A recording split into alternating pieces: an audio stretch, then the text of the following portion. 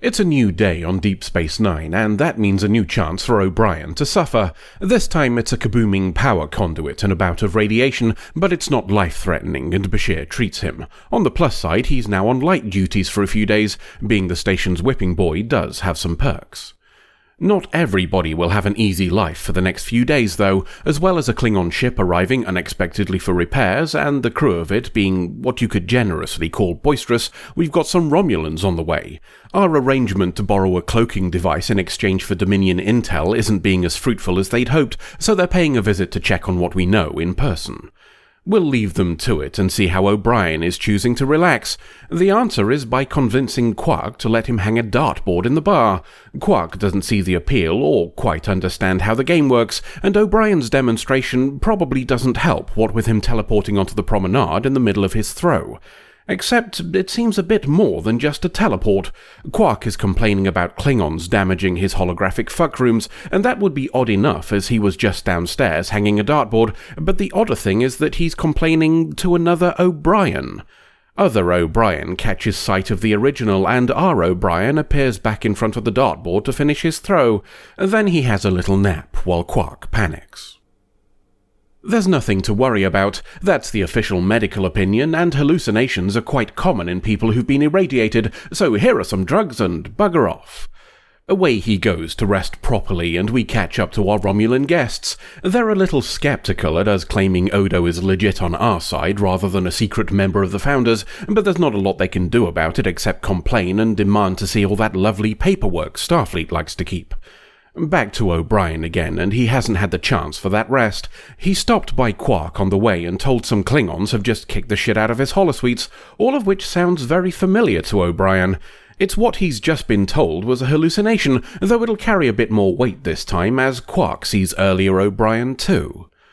Dax has done a science and found Wibblies in Quarks on the promenade, so it looks like O'Brien is doing genuine time fuckery.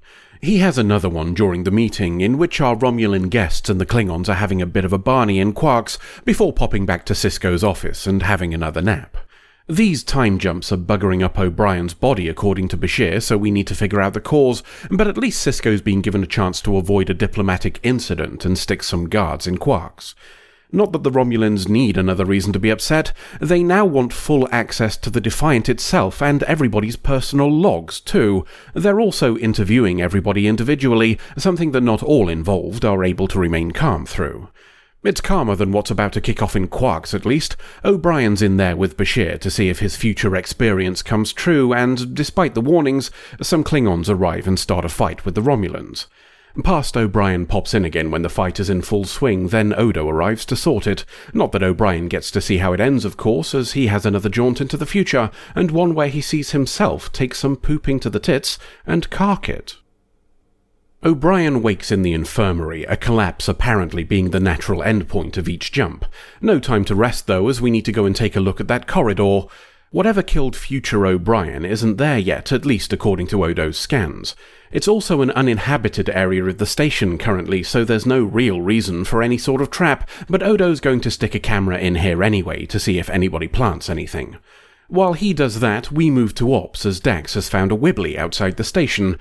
To be specific, it's the sort of Wibbly that can be thrown out by a quantum singularity, you know, like the ones Romulans use to power their ships, though I'm sure that's just a coincidence, as nobody else mentions it. On the plus side, quantum bollocks interacting with the radiation dose O'Brien got earlier might be what's causing his little time hops, so Bashir's going to give him a dose or two of Radaway to eventually clear him out. While they go off to do that, Kira tells Sisko that she's had to move the Romulan delegation to alternative quarters. They'll now be right next to the corridor that future O'Brien dies in, suggesting that either they'll put whatever murderizes him there, or somebody else will to target the Romulans.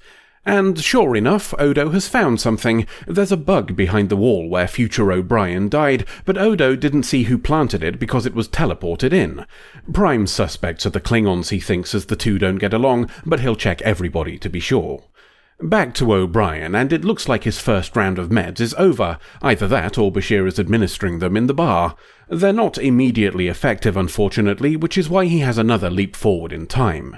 This one puts him in the infirmary, and it just occurred to me how lucky he's been to have not appeared inside a bulkhead or outside the station if this is random. Not that the luck has held, it seems, as another future version of himself has done a dead. This time it's from damage to the brainstem caused by these jumps, and future Bashir tells him what original Bashir needs to check for in order to save O'Brien's life. That's assuming O'Brien wakes up in time to pass on the message, of course, as he's having another nap. Odo's had some luck with his investigation. He's tracked the teleport origin to a vacant room and discovered that somebody changed the replicator to act as a small, short-range teleporter. Very technical work, and professionally done too, which might be connected to him learning that the Klingons who unexpectedly arrived here with a technical problem on their ship might not have been so random. According to Odo's sources, they're actually highly trained spies operating for the Klingon High Council. Whether they have a specific mission or are just here to gather intelligence is unknown, but it's possible future O'Brien was shot by an anti-tampering mechanism on the bug rather than deliberately. Regardless, it's still enough evidence to put them all in a holding cell until the Romulans are gone and sort it out later. To the infirmary, and O'Brien has woken up and told current Bashir what future Bashir said about how future O'Brien died. With that problem solved, we move to Ops and learn more about the cause of his time nonsense. Our mystery quantum singularity appears to be orbiting the station in much the same way that a ship would do, but I'm sure that's just a coincidence. There are times in that orbit when it gets closer to the station, and those are when O'Brien's having his flashes to the future. Speaking of which, he's now on a mega shuttle with future O'Brien, and they're scarpering from a decidedly unwell-looking DS9. Future O'Brien isn't sure what happened beyond a kaboom while he was asleep. It's followed now by a significantly larger kaboom that bollockses up the whole station, and it looks like whatever's going to happen will shut down the wormhole as well. The good news is this jump didn't give O'Brien a nap, possibly because of Bashir's treatment, so he's able to immediately tell people what's coming. Not that it's much use, as he doesn't actually know anything beyond big boom make station go bye-bye, but he has an idea for how to solve that. Now we know what's causing the future jumps, he thinks we might be able to finesse them to control the time gap and get there before the explosions start. Bashir gives him an armband to stick more radiation in him when he's there, enough to get him back home again afterwards.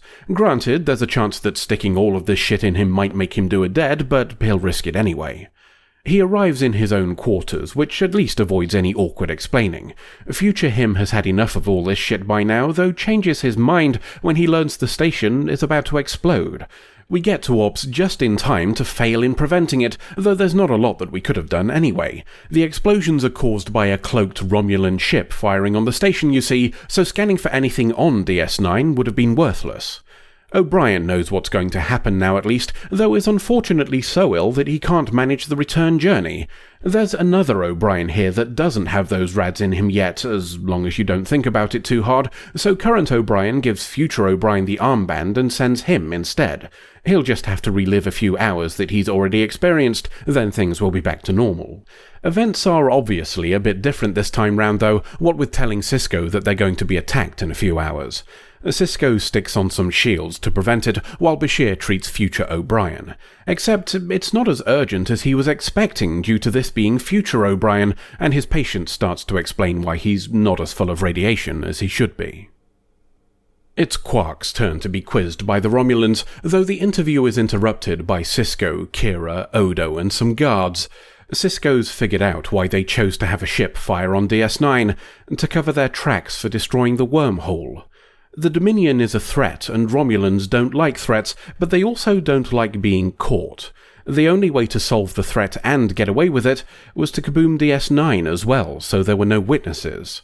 We've also used the quantum singularity guff to track their ship and are currently pointing rather a lot of fireworks at it, something that makes our guests stop trying to deny things and decide that now would be a good time to sod off. All that's left is for future O'Brien to have a little existential crisis. He's able to remember some things that are going to happen in Quarks, which doesn't make any sense whatsoever when you think about it, but let's ignore that for now. Instead, we'll leave O'Brien to finally get that rest, and Quark to chase after him for predicting a Darbo win, until the next adventure. Before we get into it, there are a couple of minor elephants to address. As soon as the Romulan warbird uncloaked, it would have been registered by any scanner in range. Even if we assume that DS9 itself isn't able to get any message away before it's hit, Bajorans are a spacefaring species. Now, it's possible they have no permanent artificial satellites as a result of the occupation, though I personally find that hard to swallow given their security concerns after the liberation, but they still have ships all throughout the system. Using a cloaked strike in a major population centre to cover your tracks just doesn't scan. The end bit with O'Brien predicting a dart shot and a Darbo win doesn't work logically either, as that timeline had been changed by his actions. That being said, I'd argue it's sufficiently entertaining to be the right choice. As we've suggested on here previously a number of times, the Doctor Who rule of do whatever's more fun is generally the best choice when dicking around with time travel. If you're willing to ignore these, though, the rest of the premise is rather good. Romulans just detonating something they have insufficient data on certainly tracks. Why dick about with a potential new nemesis when you can just seal them off at a distance where you won't have to worry about them for centuries? The Romulans don't give two shits about diplomacy anyway and prefer to be left alone, so they've not lost anything regardless of how First Contact would have turned out. And their actions towards us are somewhat understandable as well. We're reminded of the agreement we made with the Romulans about the cloaking device, or at least a version that's been modified so we don't have to fit a Romulan cast member into every Defiant episode. We get a license to run one borrowed cloak, they get all the data we learn about the Dominion. Looking at it from their point of view, they've been sharing tech now for around half a year and don't have a whole lot to show for it. Under the circumstances, it's understandable that they'd call in to check, even without it being cover for a different plan to solve the problem. On a related note, that abundance of caution might bode ill for Romulan Seska, the observer who was aboard the Defiant when we had our run-in with the Founders. All the tests in the universe might not be enough to convince those in command that she's not really a shapeshifter in disguise. Somebody determined to defend the Romulan Star Empire might well have decided to start cutting bits off and seeing if they turn into goop. Let's move on, shall we, and cover the somewhat thorny issue of changing timelines. I was going to say in this summary that O'Brien willingly dicking about with time was a violation of the Temporal Prime Directive, but a little digging shows it's somewhat more complicated than that. See, the term Temporal Prime Directive isn't used in Trek until an episode of Voyager. They got stranded in the Delta Quadrant before this episode of DS9, so you'd think that would be the answer to the question, but the first mention of it is by time cop Braxton, who arrived from 500 years into the future. We do later hear it from Harry Kim as a charge levelled against them when he and Chakotay do time dicking of their own, but that's from 2390, so it's possible the Temporal Prime Directive was set down between the current DS9 year of 2371 and then. This is further complicated by Voyager's finale having two versions of Janeway talking about the Temporal Prime Directive, something that implies the earlier version knew about it. But that could equally be explained by her experiences with Braxton, rather than something she learned from Starfleet directly.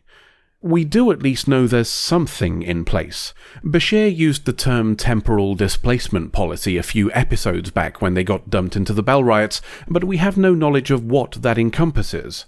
It's possible that jumps forward aren't covered by it, rather than the blanket don't cock around with time rule that the Temporal Prime Directive lays down. The real answer, of course, is that the franchise's writers hadn't come up with a definitive rule by this point, and it gets retconned in later.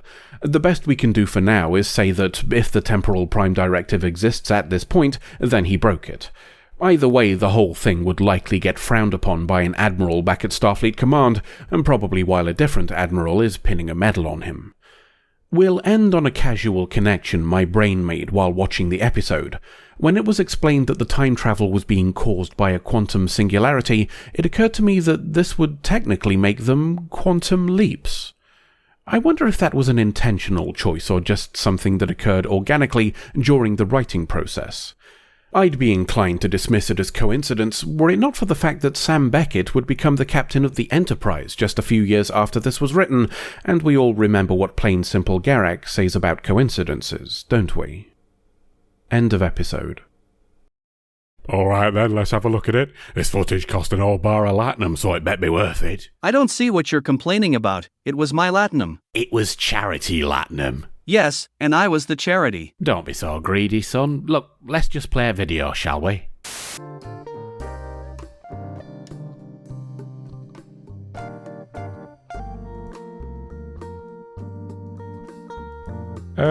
Are you sure he sold you the right footage? Woof.